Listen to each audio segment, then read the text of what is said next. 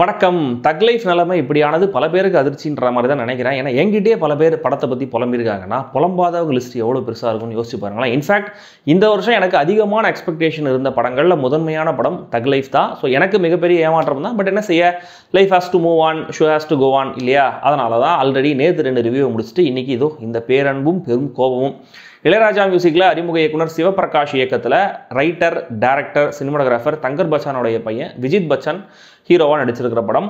Title வித்தியாசமாக இருந்துச்சு, but ட்ரெய்லரை நான் பார்க்கல. இது எதை பற்றின படம், அவங்க சொல்ல வந்த விஷயத்த ஒழுங்காக சொன்னாங்களா இல்லையா அப்படின்னு எல்லாத்தையும் சொல்கிறேன். நீங்கள் சப்ஸ்கிரைப், ஷேர், லைக், கமெண்ட்டு எல்லாத்தையும் பண்ணுங்கள்.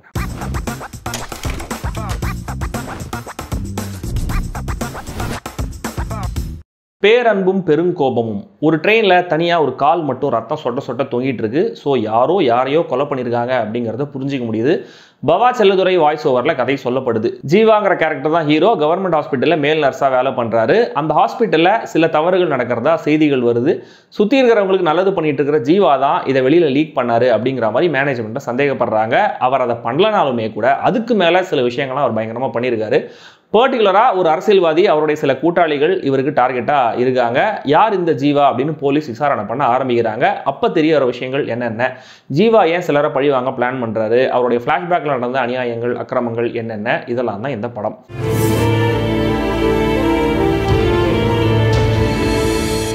ஒரு படம் நல்லா இருக்குன்னு சொல்ல நல்ல எண்ணங்கள், நல்ல கருத்துகள், நல்ல நோக்கங்கள் மட்டுமே பத்தாதுங்கிறதுக்கு இன்னொரு உதாரணம் இந்த பேரன்பும் பெருங்கோபமும். சாதிய பிரச்சனை, அதை ஒட்டி நடக்கிற வன்முறை, ஆணவ கொலைகள்ங்கிற மாதிரி ரொம்ப சீரியஸான பிரச்சனைகளை இந்த கதை பேச முற்படுது.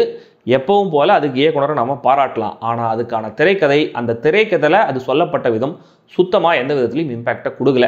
ஹீரோ விஜித் பச்சன் ரொம்ப சின்சியரான நடிப்பை கொடுத்துருந்தாலுமே கூட யங்கர் வெர்ஷனில் இருந்த எஃபர்ட் வயசான கேரக்டரை போர்ட்ரே பண்ணுறதுல இல்லை.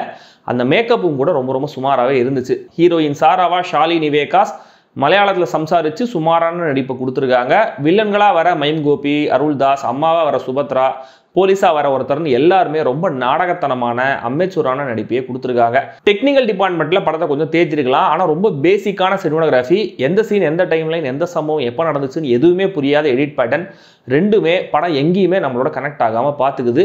இளையராஜாவுடைய பாடல்கள், பின்னணி இசைன்னு ரெண்டுமே டோட்டலாக அண்டர்வெல்மிங். படத்தோட எமோஷன்ஸுக்கோ கதை நகர்வுக்கோ எந்த விதத்துலையும் ஹெல்ப் பண்ணலை.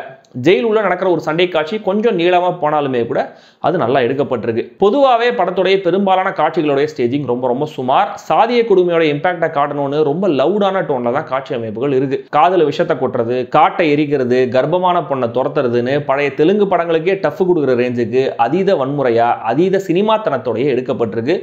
நான் லீனியரில் கதை சொன்னால் ப்ரெடிக்டபிளாக இருக்காது அப்படின்னு எடிட்டேபிளில் தான் முடிவு பண்ணியிருப்பாங்கன்னு நினைக்கிறேன். ஏன்னா ரொம்ப குழப்பமான ஒரு நரேஷன் தான் இருக்குது.